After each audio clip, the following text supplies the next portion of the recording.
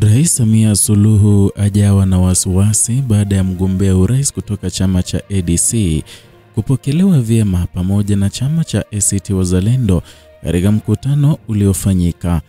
Ujambo na karibu kwa taarifa zetu za Kenyascope, na ikiwa ni mara yako ya kwanza kukutana chaneli hii, tafadhali kumbuka kusubscribe.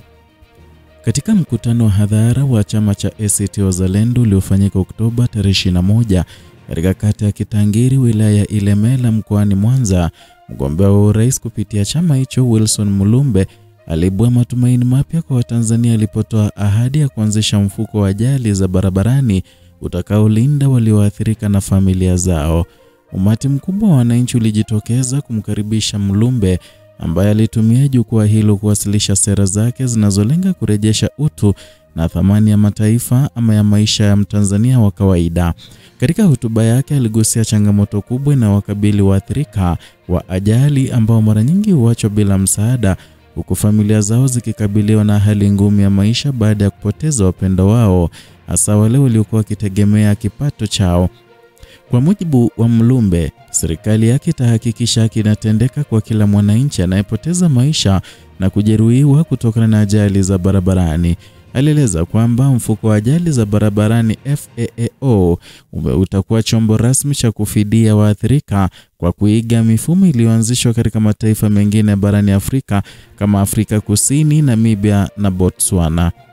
Mulumbe alibainisha kuwa mara nyingi serikali imekuwa ikitoa pole kwa maneno au kuchangia gharama za mazishi pekee, hatua aliyoitaja kuwa haitoshi kurejesha maisha ya familia zilizopoteza uandamizi wao wa kipato.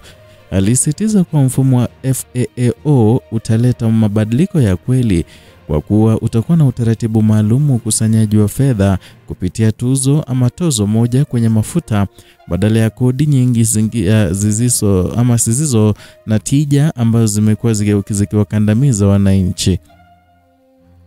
Na kupitia mfumo huo, kila mwathirika wa ajali anastahili fidia ya kuanzia shilingi milioni 40, na alisema ni kuhakikisha hakuna hakuna mtoto anayebaki mitaani kwa sababu ya kufiwa na mzazi kutokana na ajali.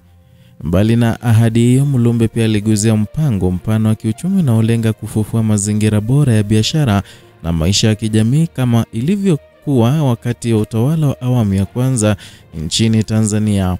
Alisema serikali yake itafungua uchumi pia kupunguza masharti magumu ya kibiashara na kuhakikisha pesa zinabaki kwenye mzunguko wa wananchi.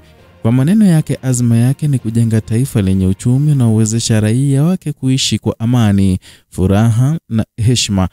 Kauli hiyo imechukuliwa kama mkakati wa kujitofautisha na serikali ya sasa, huku akijaribu kuonyesha mwelekeo mpya wa kisera unaweka ustawi wa wananchi mbele na maslahi binafsi.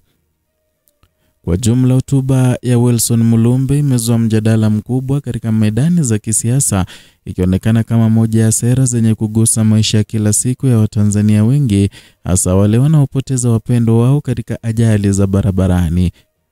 Hii ni Kenyascope na tunakuletea habari makini za kina na zenye kugusa maisha ya wananchi. Endelea kufuatilia matukio makubwa kama haya hapa tu Kenyascope.